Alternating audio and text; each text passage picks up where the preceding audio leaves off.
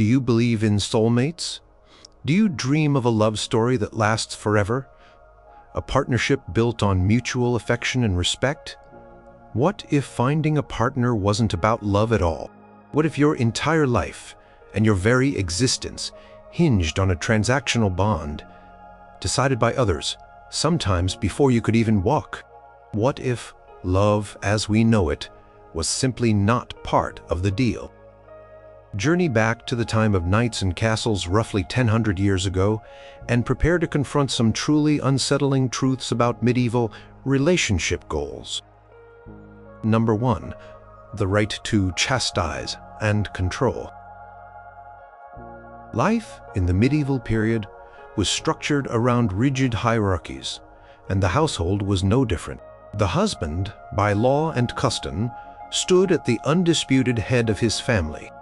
His authority extended not just over his children and servants, but profoundly over his wife. This power was not merely symbolic, it was codified in legal texts and accepted social norms, granting him extensive rights over her person and her actions. One of the most stark manifestations of this patriarchal control was the widely accepted right to chastise. This concept, rooted in the idea of the husband as the wife's lord and protector, allowed him to physically discipline her for perceived transgressions. This was not a hidden or shamed practice. It was often explicitly stated in legal documents and discussed in treatises on household management. Legal scholars and church authorities generally supported the husband's right to use moderate physical force to ensure his wife's obedience and to correct her behavior. The definition of moderate was, of course, subjective and often left to the discretion of the individual husband, with little recourse for the wife. A wife who is seen as disobedient, lazy, gossipy, or otherwise failing in her wifely duties could face a beating, and society would largely view it as a husband's legitimate exercise of authority. There were even some medieval legal texts, like the Mirror of Justices, which, while condemning excessive cruelty, still upheld a husband's right to beat his wife. The focus of these legal discussions was often on preventing the husband from inflicting permanent injury or death, rather than questioning the fundamental right to impose physical discipline. The very concept of a wife's autonomy was largely absent. She was considered an extension of her husband's legal identity. Upon marriage, a woman's legal rights significantly diminished. Any property she brought into the marriage, even her dowry, typically fell under her husband's control, to be managed and utilized as he saw fit. She could not typically enter into contracts, sue, or be sued independently. Her testimony in court might be deemed less credible than a man's. Her social standing and reputation were intrinsically linked to her husband's. If he was disgraced, she was disgraced. If he prospered, she shared in his prosperity, but only as a dependent. This complete absorption of a woman's legal identity into her husband's, often referred to as coverture, left her largely without independent standing to challenge his authority or actions, even in cases of physical abuse. Consider the societal expectations placed upon a medieval wife. Her primary roles were to manage the household, bear and raise children, and maintain her husband's reputation. Her labor, whether in the home, in the fields, or assisting in a craft, was essential to the family's survival and prosperity. Any perceived failure in these duties could be met with severe disapproval, and the husband's right to correct her was a tool to enforce compliance. The idea that a wife should be meek, submissive, and utterly obedient was deeply ingrained in religious teachings and popular culture. Sermons often emphasized the biblical injunctions for wives to submit to their husbands. Tales and ballads frequently depicted the ideal wife as one who quietly performed her duties and never questioned her husband's decisions. The lack of avenues for a wife to escape such a situation was profound. Divorce, as it is understood today, did not exist. Marriages were generally considered indissoluble by the church, except through rare and difficult annulments that required proving the marriage was never valid in the first place, such as due to consanguinity or pre-existing vows, a wife could not simply leave her husband if she was being mistreated. If she did, she would lose her legal standing, her property rights, and would likely face severe social ostracism and destitution. Her family might not take her back, as she would be seen as a burden and a source of shame.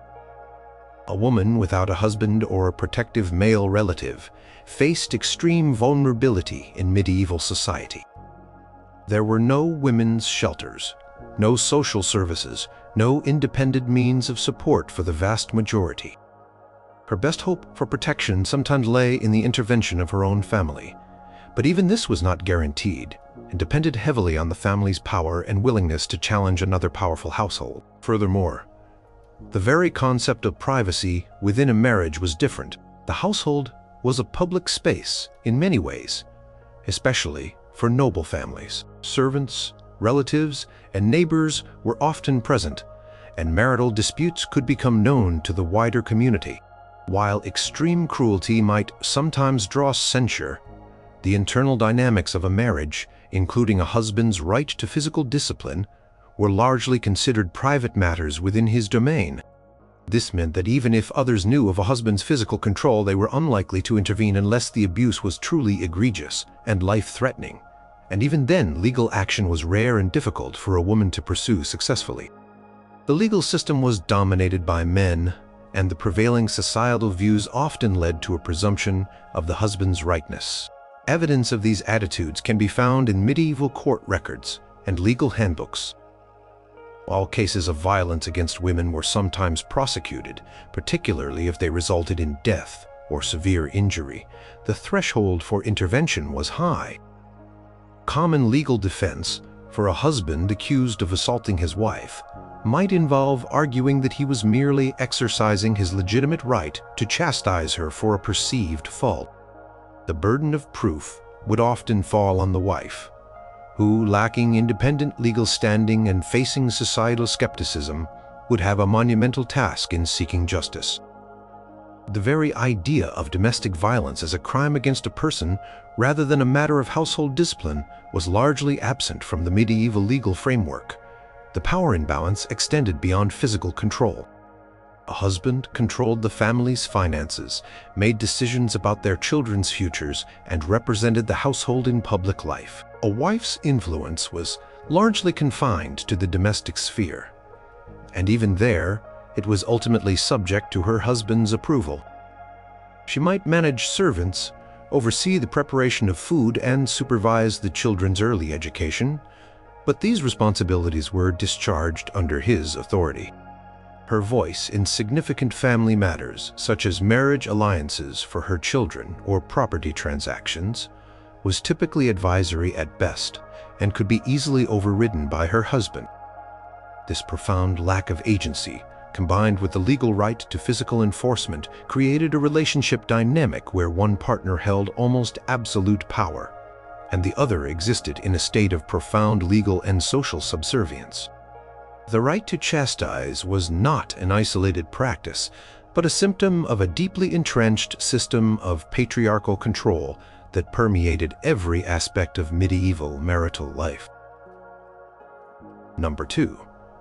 The Church's grip on marriage. In the medieval period, the institution of marriage was not merely a personal agreement between two individuals or a contractual alliance between families. It was a sacrament deeply intertwined with the doctrines and authority of the powerful Christian Church. This meant that while societal customs and feudal law played a role, the ultimate rules governing marriage, its validity, and its dissolution were dictated by canon law. This profound ecclesiastical control often left individuals trapped in circumstances beyond their control, or conversely unable to marry someone they wished to, all due to the Church's complex and often rigid regulations. One of the most significant aspects of the Church's grip was its stance on the indissolubility of marriage. Once a marriage was validly contracted and consummated, it was considered a permanent, unbreakable bond until death. This doctrine was rooted in biblical teachings and affirmed by numerous church councils. There was no concept of divorce in the modern sense where a marriage could be legally terminated by mutual consent, or for irreconcilable differences. For individuals trapped in unhappy, abusive, or simply unproductive marriages, there was no legal way out. This meant enduring a lifetime with a partner one might detest, or one who was cruel, or one who was simply incapable of fulfilling their role. The only potential escape was through an annulment, which was vastly different from a divorce and incredibly difficult to obtain. An annulment did not dissolve a valid marriage. Rather, it declared that a valid marriage had never actually existed in the first place. To achieve this, petitioners had to prove a pre-existing impediment at the time the vows were exchanged. Common grounds for annulment included consanguinity, which meant being too closely related by blood, or affinity, which was relationship by marriage. The Church's rules on consanguinity were notoriously extensive, sometimes prohibiting marriage between individuals related up to the 7th degree of kinship, which could include distant cousins. Given the limited geographical mobility and interconnectedness of noble families, finding suitable spouses who were not related by blood or marriage was a constant challenge. Many annulment cases revolved around the discovery or alleged discovery of such a pre-existing familial bond, sometimes unearthed decades into a marriage. Other grounds included pre-contract, meaning one party had previously made a binding promise to marry someone else, or impotence, which prevented the consummation of the marriage. These cases were lengthy, costly, and often involved complex legal battles in ecclesiastical courts, with witnesses, sworn testimonies, and judicial scrutiny. For the average person, an annulment was virtually impossible to obtain. Church also exerted significant control over the very definition of marriage. While parental consent in arranged marriages were the norm, particularly among the nobility, the Church held that the mutual consent of the bride and groom, however young or coerced they might be, was theoretically necessary for a valid marriage. This sometimes created tension between family wishes and the Church's legal requirements. However, this theoretical emphasis on consent often did not translate into real agency for individuals. A young noblewoman, for example, might be pressured into giving her consent to a marriage alliance she abhorred, knowing that refusal would bring disgrace upon her family and potentially lead to her forced entry into a convent. Her consent under such duress might satisfy canon law, even if it was far from freely given. Furthermore, the Church dictated who could marry whom. Beyond consanguinity, marriage was forbidden between Christians and non-Christians. Specific prohibitions applied to clergy members, who were expected to remain celibate, particularly after the Gregorian reforms, strengthened the emphasis on clerical celibacy. Church also enforced rules against bigamy, ensuring that only one valid marriage could exist at a time. This rigorous enforcement of monogamy, while seen as a moral good, contributed to the inability of individuals to escape unhappy unions. The process of marriage itself was also heavily influenced by the Church. While early medieval marriages could be less formalized by the later Middle Ages, the Church increasingly encouraged and eventually mandated public ceremonies performed by a priest within a church. Bans of marriage, public announcements of the impending union, were introduced to ensure there were no impediments like pre-existing marriages or prohibited kinship. This public aspect added another layer of scrutiny and control, making clandestine or unsanctioned unions difficult to legitimate. Church's role in blessing the union gave it spiritual weight, but also tied it irrevocably to the ecclesiastical legal system. The financial implications of church-controlled marriage were also significant. Annulment proceedings were expensive, often requiring substantial legal fees and bribes to church officials. For noble families, this cost might be borne, but for peasants and townspeople it was an insurmountable barrier. Furthermore, the Church profited from the legal system surrounding marriage, with fees for licenses, dispensations for kinship, and court proceedings. This created a system where legal freedom in marital matters was often directly tied to wealth and influence. The ramifications of the Church's strict doctrines were widespread. A spouse who wished to leave a marriage, even one marked by cruelty or neglect, could not simply do so. They were bound by a sacred vow and the dictates of canon law. This often meant enduring deeply unhappy relationships, sometimes for decades, with no legal recourse. Women, who generally had fewer rights and less social mobility than men, were particularly vulnerable. They were often more dependent on their husbands and had fewer options for independent living. If a marriage broke down, a woman could find herself without support or social standing. The Church's emphasis on stability and the sanctity of the marital bond, while aimed at moral order, inadvertently created a framework that could trap individuals in profoundly restrictive and often terrifying circumstances. Number 3. Disease, death, and constant loss. Life in the medieval period was relentlessly precarious. The average lifespan was dramatically shorter than today, and death was a constant, intimate companion, lurking in every shadow and visiting companion. This pervasive fragility fundamentally shaped relationships, imbuing them with an inescapable sense of impermanence and the looming dread of loss. For medieval individuals, a relationship goal was often simply to keep their loved ones alive, a goal frequently thwarted by forces beyond their control. Epidemic diseases were among the most terrifying threats.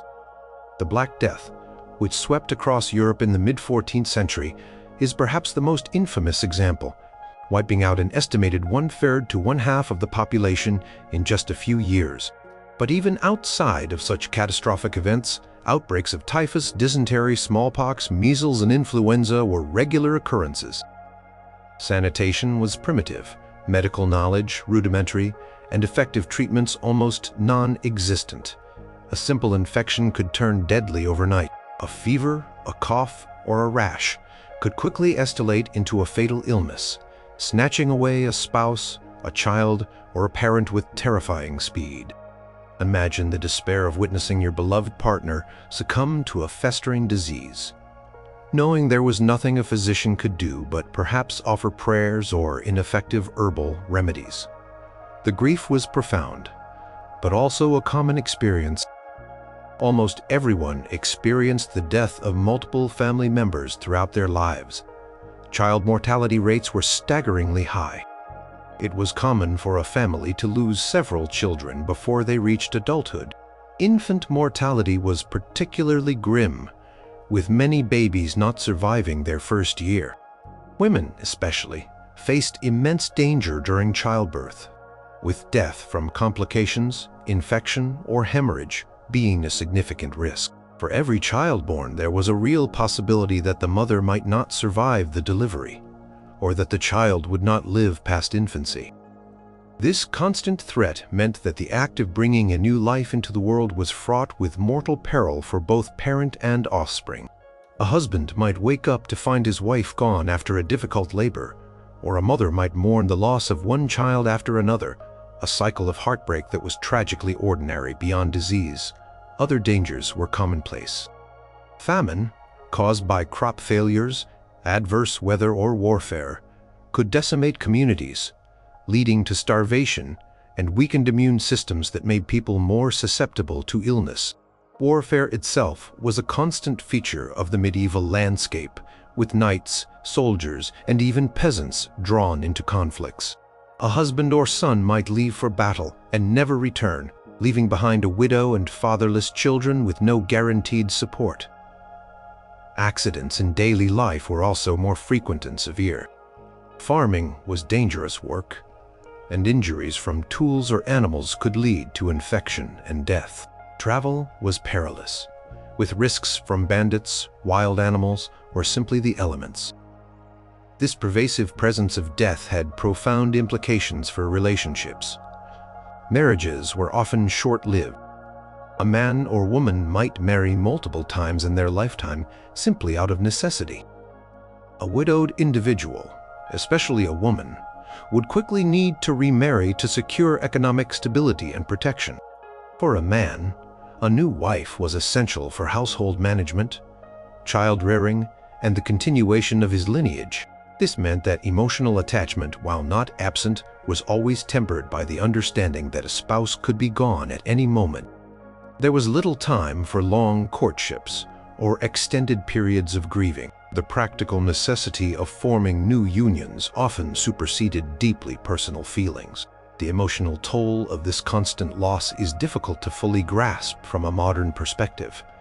Grief was a familiar companion. People lived with the knowledge that their family circle was always vulnerable to sudden and devastating reduction. While they sought solace in religious belief and community support, the sheer frequency of death meant that families were continually rebuilding and reorganizing. A medieval person might enter into a marriage, establish a home, and start a family, only for it all to be shattered by the arrival of a new plague, a brutal winter, or a distant war. The goal of a lasting, loving partnership was often a cruel mirage, perpetually undermined by the brutal realities of survival. The bond of marriage, while sacred, was simultaneously fragile, liable to be severed by the unseen hand of disease or the blunt force of sudden accident. This constant cycle of formation, loss, and reformation of families shaped the very essence of relationships, making permanence a rare luxury and loss an inescapable certainty. Number 4. Property, power, and the patriarchy. In the medieval social order, particularly among the nobility and wealthy landholders, marriage was far less about personal affection and far more about the strategic consolidation of property, power, and lineage. Women, regardless of their individual qualities or desires, were intrinsically linked to the land and wealth of their families. They were seen as valuable assets, whose marriages could forge crucial alliances, resolve disputes, expand territories, and enhance the social standing of their paternal households. This emphasis on material gain and dynastic continuity over individual choice created a deeply patriarchal system, where a woman's worth was often measured by her economic value and her ability to produce heirs. Upon marriage, a woman typically moved from the legal and social control of her father or male guardian to that of her husband. This transfer of authority was not merely symbolic, it had profound legal ramifications. Under the concept of coverture, widely prevalent in medieval English law and similar in other European legal systems, a married woman's legal identity was largely subsumed by that of her husband. She could not typically own property independently, sign contracts, or represent herself in court without her husband's consent or involvement. Any land, goods, or money she brought into the marriage as part of her dowry effectively became her husband's to manage, and often to control, while the dowry itself might be intended as her portion or security for her in widowhood during the marriage. The husband exercised significant authority over its use and disposition. This meant that a woman, however wealthy her background, had little independent economic power once married. The primary role of a noble woman in this system was to secure and manage the household, and crucially to produce legitimate heirs, particularly sons, to continue the family line and inherit the consolidated lands and titles. Her fertility was therefore a commodity, perhaps the most important one she brought to the marriage. Failure to produce a male heir could be a source of immense pressure and even lead to severe consequences, including the possibility of an annulment or the husband seeking to put her aside for a more fertile woman. This put immense pressure on women whose very purpose in the marriage could be seen as fulfilled only through successful childbearing. The health and survival of children, particularly sons, were paramount, as they were the future inheritors of the family's power and prestige. The arrangement of marriages by parents or guardians becaused the transactional nature of these unions. Discussions between families focused on land transfers, military support, political advantages, and the financial provisions of the dowry and dower, the portion of her husband's property a wife would receive upon his death. Personal feelings were almost entirely irrelevant. Marriages could be arranged for children in their infancy, with betrothals formalized long before the individuals reached marriageable age.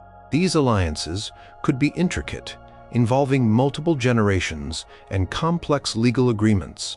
For example, a powerful lord might marry his eldest daughter to the son of a neighboring baron to secure a peaceful border, while marrying a younger daughter to a distant count to gain influence in another region. Each marriage was a move on a grand chessboard, with the women as pieces to be strategically deployed. The historical records are filled with examples of these politically driven marriages. Eleanor of Aquitaine, a powerful duchess in her own right, was first married to Louis VII of France, a union that brought vast lands to the French crown, but ultimately failed to produce a male heir and was annulled. She then married Henry II of England, a marriage that consolidated an enormous swathe of territory under English control, but also led to years of conflict.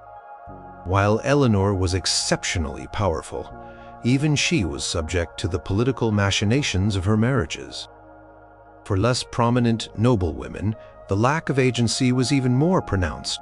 A woman might be sent to a foreign court, marry a man she had never met, and be expected to immediately assimilate into a new culture and fulfill her dynastic duties.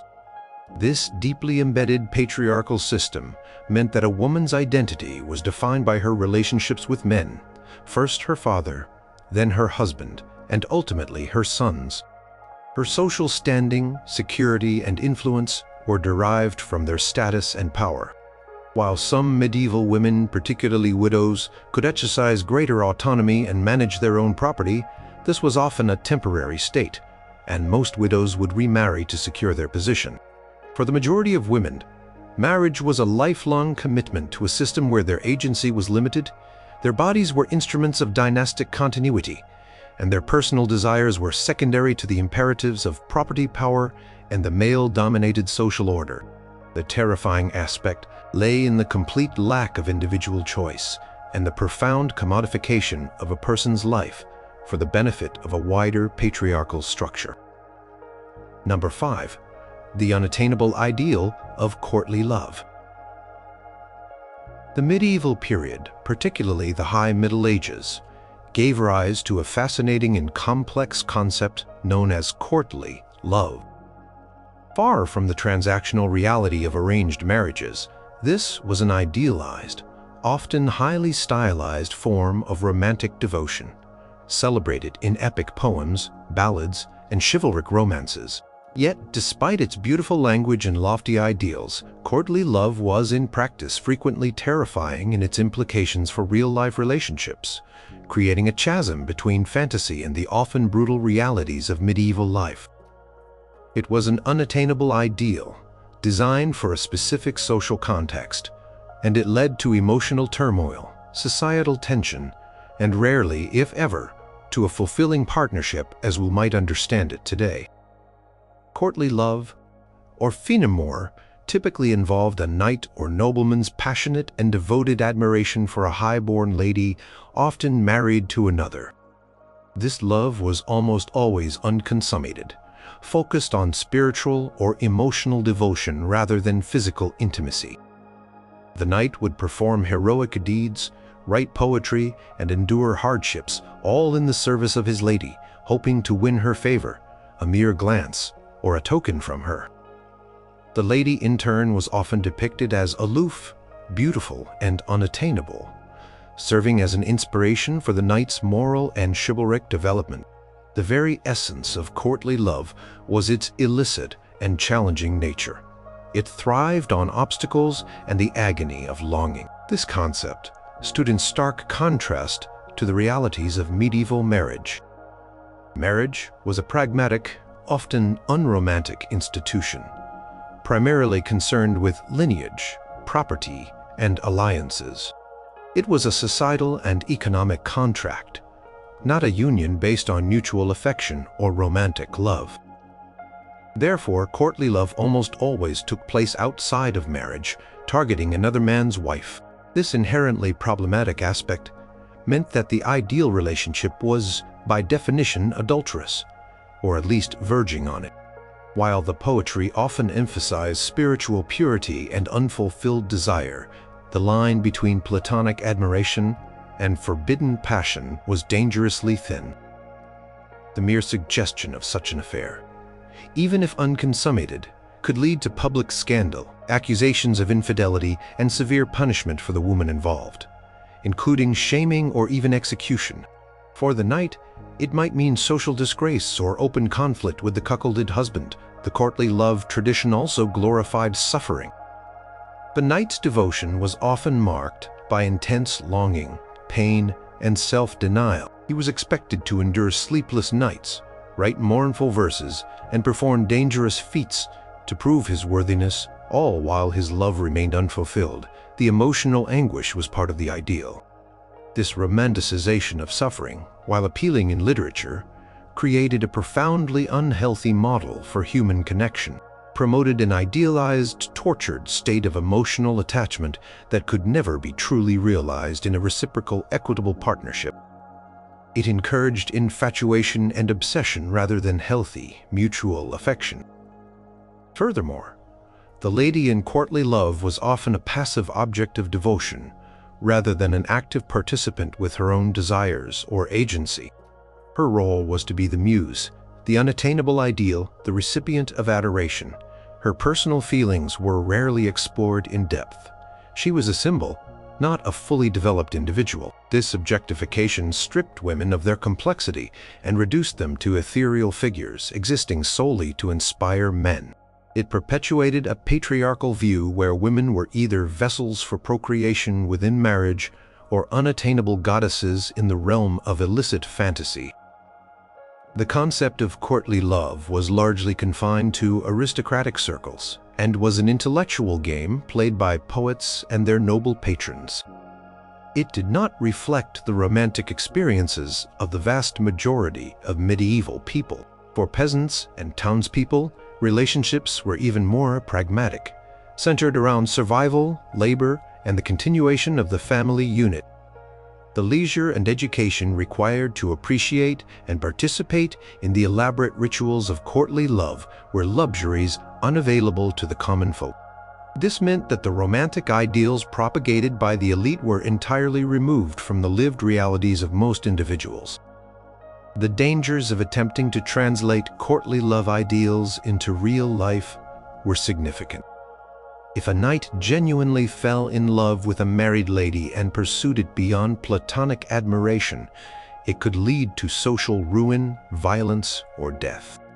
Tales themselves often ended tragically with separation, betrayal, or the death of the lovers. Lancelot and Guinevere, the quintessential courtly lovers, ultimately bring about the downfall of King Arthur's realm. This inherent tragedy within the very narratives of courtly love suggests a recognition of its destructive potential when taken too far. In essence, courtly love offered a dazzling yet ultimately deceptive vision of romance. It set an impossibly high standard for emotional intensity and self-sacrificing devotion that was unsustainable and often dangerous in the context of medieval society.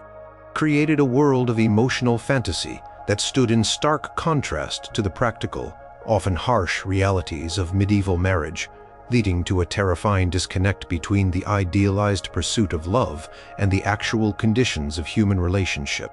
Promised profound emotional connection, but delivered more often than not an unreachable ideal that could only exist in the realm of poetry, causing real-life heartbreak and peril if its boundaries were crossed.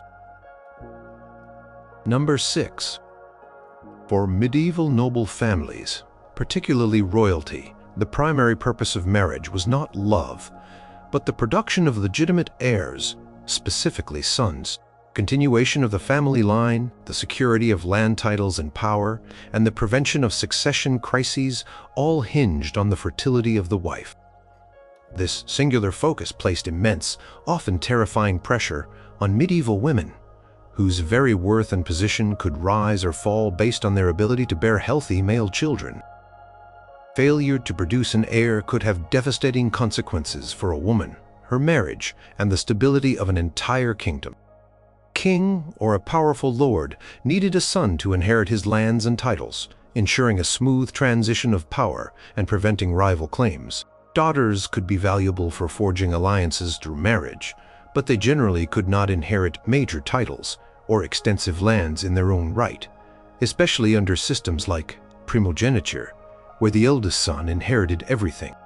Therefore, from the moment a royal or noble marriage was contracted, the immediate and overriding goal was to conceive a male child. Every pregnancy was watched with bated breath, and the birth of a son was cause for immense celebration, while the birth of a daughter, though welcomed, often meant the anxious wait for the next pregnancy to try again for a male heir. The pressure on the queen or noblewoman was immense. Her body became a vessel for the continuation of the lineage. Every miscarriage, every stillbirth, and every daughter born before a son intensified the pressure. The court, the husband's family, and even the common people would scrutinize her fertility. Prayers would be offered for her to conceive and deliver a healthy son.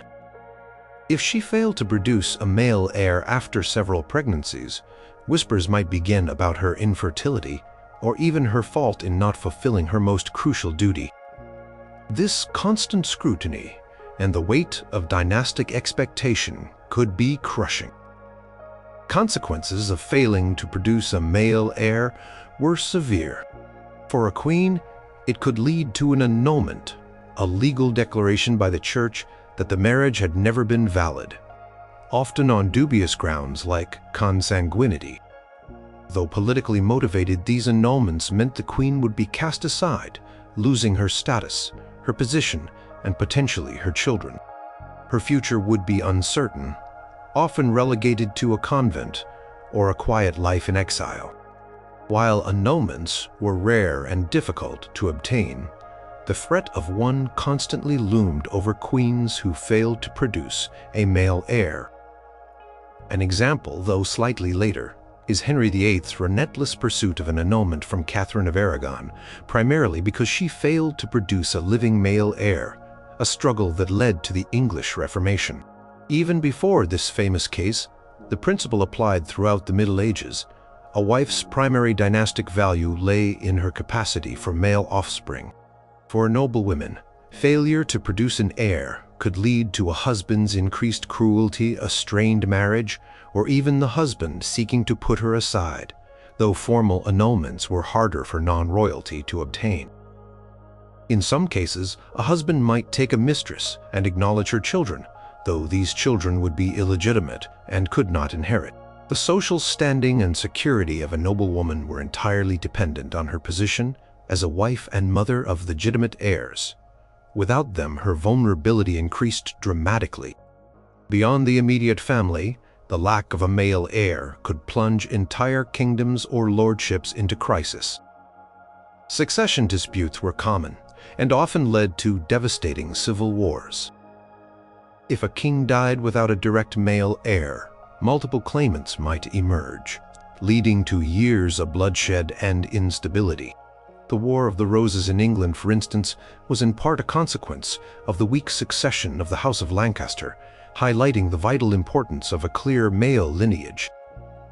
This added an enormous political dimension to the pressure on a queen to produce a son. Her fertility was not just a personal matter. It was a matter of national security and stability.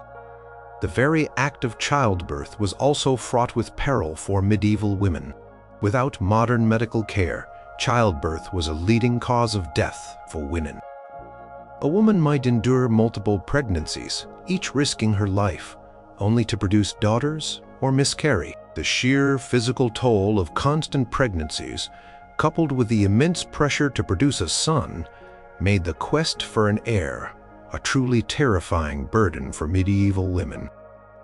Their lives were defined by their wombs, their bodies seen as instruments for dynastic continuity rather than as their own. Their value was inextricably linked to their reproductive success, making their personal fulfillment and individual well-being secondary to the overriding imperative of ensuring the continuity of the male line. Number 7. Arranged marriages and child betrothal. In the medieval period, the notion of individuals freely choosing their life partner based on romantic love was almost entirely absent, particularly among the nobility and gentry. Instead, marriage was overwhelmingly a strategic alliance, a carefully orchestrated transaction between families. This meant that for countless medieval individuals, their relationship goal was simply to fulfill the predetermined destiny chosen for them by their parents or guardians, often without their consent, and sometimes long before they even reached adulthood. The reality of arranged marriages, and particularly child betrothal, was a terrifying surrender of personal agency and a life lived under the shadow of a predetermined union. Marriages were fundamentally about consolidating land, forging political alliances, enhancing social status, and resolving disputes. A wealthy lord might marry his daughter to the son of a powerful neighbor, to secure a peaceful border or to combine their military strength. King might marry his child to a foreign royal to secure a treaty or a dowry of valuable territory. These were matters of statecraft and family advancement, not personal affection. The individuals being married were often secondary considerations, their personal desires dismissed as irrelevant or childish. The process typically began with extensive negotiations between the heads of families, often overseen by lawyers and scribes. These discussions would focus on the dowry, the dower, the inheritance rights of future children, and various clauses designed to protect the interests of both families. The prospective bride and groom might not even meet until shortly before the wedding, or in some cases, not until the wedding day itself. They might have grown up in vastly different regions, with different customs and even different languages, adding another layer of alienation to their forced union. Child betrothal was a particularly chilling aspect of this system. It was common practice, especially among the upper classes, to betroth children when they were still infants or young children. Girls could be betrothed at age 7, sometimes even younger, and boys often not much older. While church law generally required mutual consent for a valid marriage and stipulated minimum ages for consummation, around 12 for girls, 14 for boys. The betrothal itself was a binding promise. These early arrangements ensured that strategic alliances were locked in early, preventing a desirable match from being lost. A young girl might be sent to live in her future husband's household years before the marriage was consummated, raised alongside her future in-laws, effectively becoming a member of their family, often without having truly known her own. This early transfer served to solidify the bond and immerse her in her new family's customs. For the children involved, this meant their entire future was decided for them before they could form their own opinions or preferences. They had no say in who their life partner would be, what their future home would be like, or even where they would live.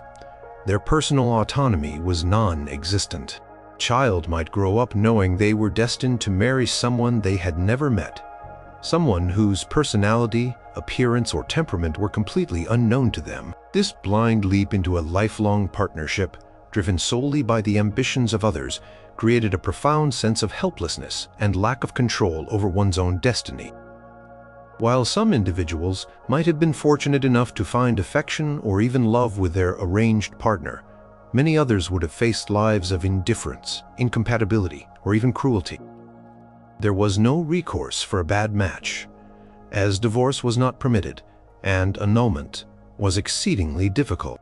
Individuals were trapped in unions that had been predetermined by their parents' political and economic calculations, forced to live out their lives with strangers who became their closest companions. A woman, especially, had few options if her husband proved unkind or abusive.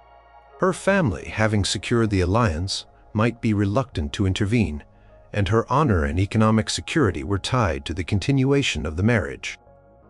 The system of arranged marriages and child betrothal reflects a social order where the individual was subordinate to the family and the collective good. Personal happiness was not a priority. Stability, property, and lineage were paramount. The relationship goal was not personal fulfillment, but filial duty and societal contribution. For those caught within this system, the lack of choice and the forced acceptance of a predetermined fate represented a deeply terrifying aspect of medieval relationships, turning the most intimate of human connections into a cold, calculated transaction.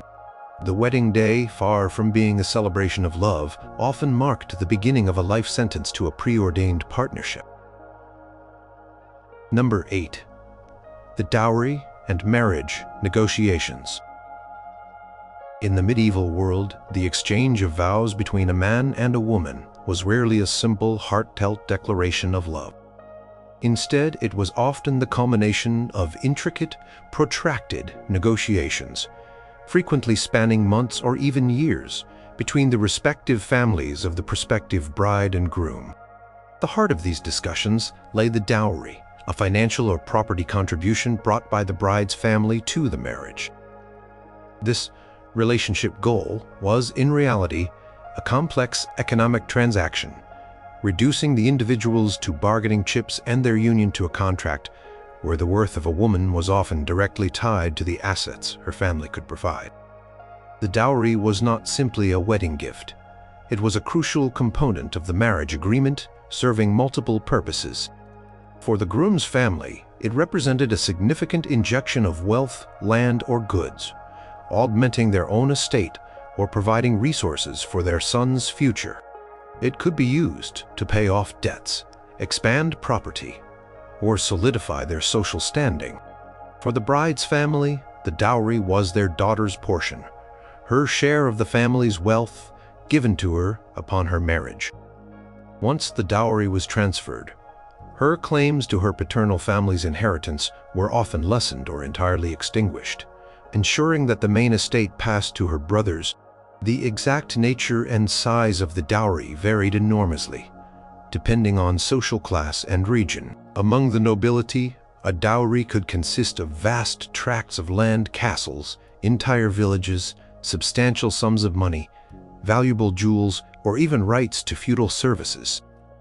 For wealthier merchants and townspeople, it might be a sum of cash goods or valuable commodities.